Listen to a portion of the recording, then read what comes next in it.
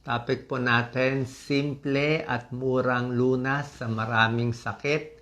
Diba? Hindi lang hot water. Pwede yan sa maraming sakit. Tuturo ko sa inyo. Pati tsaa. Pwede rin ang tsaa. Kung meron kayong chamomile tea, mas maganda pa. Maraming klaseng tsaa. May green tea at iba pa.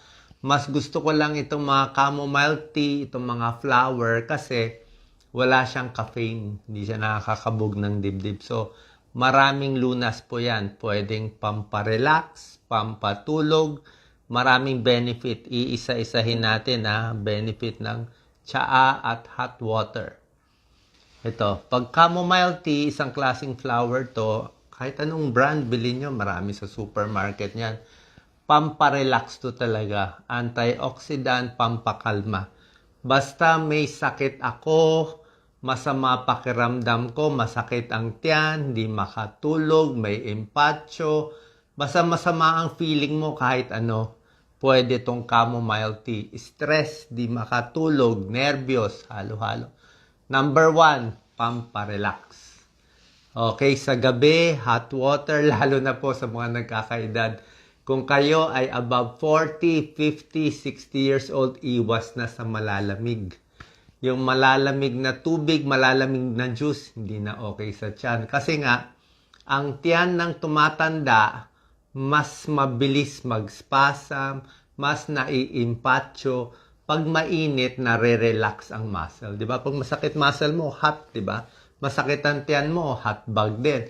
Masakit ang puson ng babae, hot bag din. So, pag gusto nyo ma-relax ang tiyan, kailangan hot water or hot tea. Tapos, mas makakatulog kayo, kalmado yan. Kasi nga, kalmado ang tiyan. Para sa mga sipon-sipon, okay? May sipon, may ubo, may COVID, may pulmonya, kailangan mo maraming tubig. Okay? Bukod sa maraming tubig, kung ginawa mong hot water, mas maganda pa. Kasi hot water, parang steam yan eh. Kaya nga, yung iba, chicken soup. Yung iba, suob.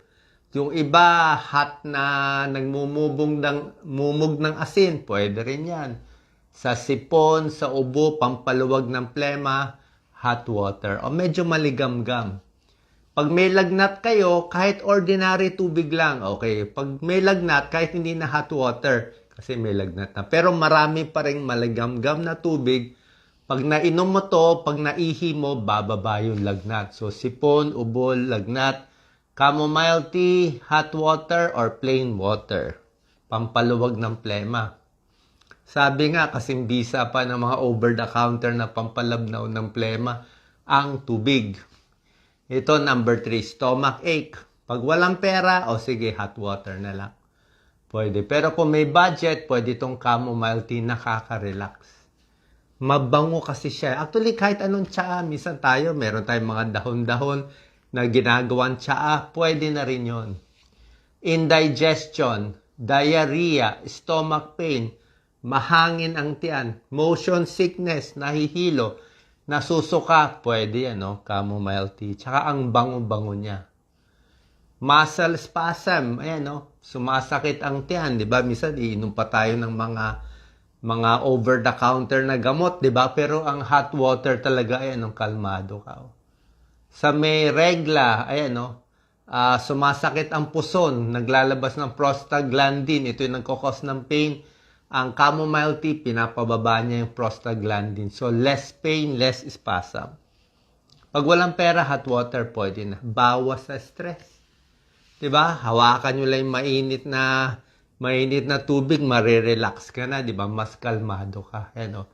Gentle, relaxant, hot water, effective natural remedy, reduces stress. Hindi lang yan. Ang maraming tubig, sabi ko nga sa inyo, 8 glasses of fluid, pwede 8 glasses ng tubig, 8 glasses ng lagyan mo ng chamomile tea o anuman. Maganda dyan, good for the kidneys. Diba? Hindi masisira kidneys mo. Hindi ka magki-kidney stone. Sa Pilipinas, ang alat natin kumain, daming kidney stone. Maraming tubig, gaganda ba yung balat mo? Diba? Gaganda yung balat mo. Pag nawalan ka ng tubig, kukulubot. Diba? So, hot water talaga. Healthy body, healthy skin. Meron pala dito. maraming antioxidant ang chamomile tea at tsaa for free radical damage. So, kailangan talaga natin tubig. Parang halaman. Subukan mo yung halaman, huwag mong diligan. Okay? Ano mangyayari sa halaman, huwag mong diligan? Mamamatay. Yung tao, huwag mo pa inumin ng tubig. Sige, gawin mo isang basong tubig lang sa araw. Tingnan natin anong mangyayari. Masisira lahat ang kidneys, baka mag-kidney failure pa. Kaya nga, maraming tubig, 8 glasses of water, kaya ng tao yun. Parang halaman yun. Para sa tiyan, stomach ulcer, pag may ulcer kayo, bukod sa hot water, dagdagan mo pa ng saging. Okay? Saging, chamomile tea, ito pantapal to sa tiyan. Ito parang gamutan na yan eh. May treatment yan sa aspirin-induced gastritis. Saging, pamparelax din. So, basta ako, laging meron ako yan. Hot water, chamomile tea, tsaa, saging, yan ang pamparelax natin. Ito kasi may magnesium, potassium para pa sa nagtatae. So, nakita nyo, maraming lunas. Okay? Simpleng hot water, subukan natin. Pag nagkakaedad tayo, maraming sakit po ang mapapagaling. Salamat po.